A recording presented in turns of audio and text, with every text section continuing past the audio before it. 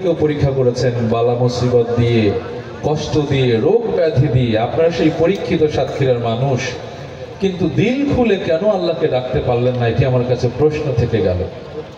সুতরাং প্রাণ খুলে ডাকবেন তো ইনশাল্লাহ? দেখুন, এখন যদি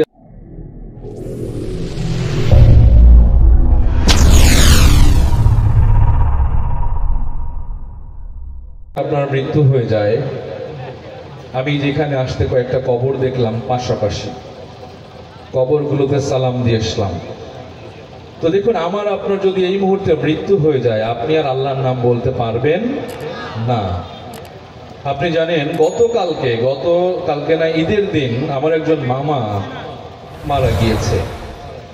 সন্ধ্যার সময়, ঈদের দিন সন্ধ্যার সময়, মানে ঈদের আগের দিন সন্ধ্যার সময় গিয়েছে, তাকে মেরে ফেলা হয়েছে। ঈদের দিন খবর পাওয়া গেল আমার এলাকার। তো সে নিজেও জানতো না যে ঈদের নামাজ তার কপালে নাই। আপনারা মনোযোগ দিয়ে শুনেন, এইখানে যদি কারো মৃত্যু হয়ে যায়, সঙ্গে সঙ্গে আপনাকে কি করা হবে জানেন? আপনার ঘরে তুলতে দিবে না। আপনার প্রিয়তমা স্ত্রী বলবে, এই লাশটা এখান থেকে সরো, আমার ভয় লাগে, ঠিক কিনা? আপনার সন্তানও বলবে, বাবাকে ঘরে তুলো না, আমি সইতে পারবো না, আমি ঘুম হবে না। তখন আপনি যতই সম্পদশালী হন, আপনাকে সুন্দর করে একটা কাফনের কাপড়ে মুড়িয়ে বাহিরে রেখে দেওয়া হবে। আর ঠিক সেই মুহূর্তে এই রুহুটা, আত্মাটা, যতক্ষণ তাকে দাফন করা হবে না, সেই আত্মাটা কেঁদে কেঁদে জরাজীর্ণ হয়ে বসে থাকবে হতাশাগ্রস্ত মানুষের মতো। তখন সে আর কোনো সোয়াব নিতে পারবে না। জানা যায় কে কে আসলো, কে কে গল্প করলো। আমি দেখেছি ঈদের দিনের জানা যায়, আমি দেখেছি কত মানুষ মানে গল্প করছে একটা লাশকে সামনে নিয়ে। সুতরাং যদি আপনার মৃত্যুতে আপনার মানুষগুলো, কাছের মানুষগুলো কষ্ট না পায়, আপনার এই মৃত্যুটা অনর্থক হবে, আপনার জন্য কল্যাণের মৃত্যু হবে না, ঠিক কিনা বলেন? এই আত্মাটাকে দেখে যে কি বলবে খেয়াল করেন। এখানে লাইট বন্ধ হয়ে গেলে জেনারেটর অন করা হবে, আবার পল্লী বিদ্যুৎকে ফোন দেওয়া হবে, দ্রুত কারেন্ট দেন। কিন্তু একবারের জন্য ভেবেছেন কবরে সেখানে কোনো লাইট নেই, অন্ধকার, ফ্যান নাই, আপনি কিভাবে থাকবেন সেখানে? এই জন্য যতটুকু সময় পাবেন, আমাদের শিল্পীরা যত পরিবেশনা করবে মারহাবা বলবেন, তাদের সঙ্গে একাত্মতা পোষণ করবেন। সুযোগ থাকলে পরিচিত গান হলে তার সঙ্গে গাওয়ার চেষ্টা করবেন দিল খুলে, আল্লাহ খুশি হবেন। এই সংস্কৃতির ব্যাপারে বিস্তর একটা ব্যাখ্যা আছে, সেদিকে আমি যাচ্ছি না, সময় কম। এই জন্য জোরে জোরে মারহাবা বলবেন, যেই গান পারেন সেই গান গাবেন। কারণ হলো, কালকে সকালের সূর্য যখন আপনার উদয় হবেন, আপনি লাশ হয়ে যাবেন, তখন কান্নাকাটি করবেন এভাবে। মুর্দায় কান্দা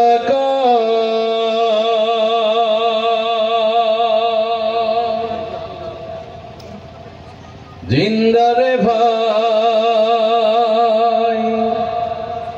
আজ বুঝি দিলায় আমায় জনমের বিদায়।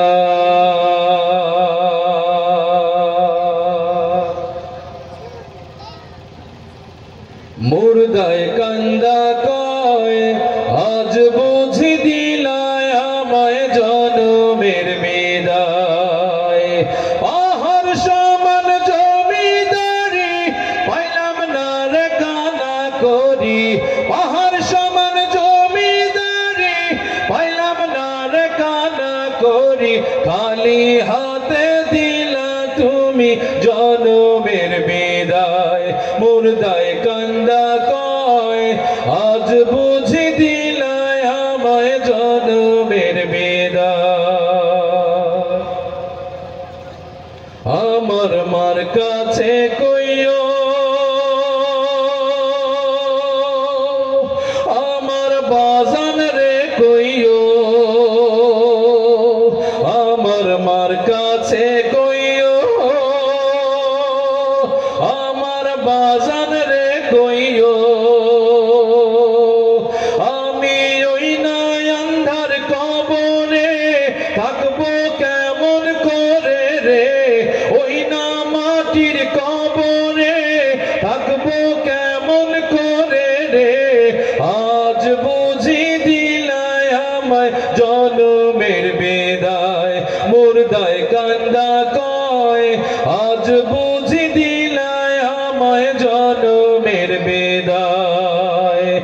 আহার সমান জমিদারি পাইলাম না রে কানা করি, খালি হাতে দিলা তুমি জনমের বিদায়।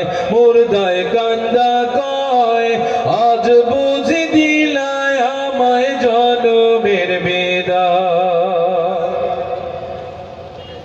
যে জন গোসল করায়, যে জন কান্ধে লইয়া যায়, যে জন কাফন পরায়, যে জন কান্ধে লইয়া যায়, তারাই আমার আপন ভাই, তাদের কাছে দোয়া চাই। তারাই আমার আপন ভাই, তাদের কাছে দোয়া চাই। আজ বুঝি দিলায় আমায় জনমের বিদায়। মুর্দায় কান্দা কয় আজ বুঝি দিলায় আমায় জনমের বিদায়। আহার সমান জমিদারি পাইলাম না রে কানা করি, আহার সমান জমিদারি পাইলাম না রে কানা করি, খালি হাতে দিলা তুমি জনমের বিদায়। মুর্দায় কান্দা কয় আজ বুঝি দিলায় আমায় জনমের বিদায়। আজ বুঝি দিলায় আমায় জনমের বিদায়।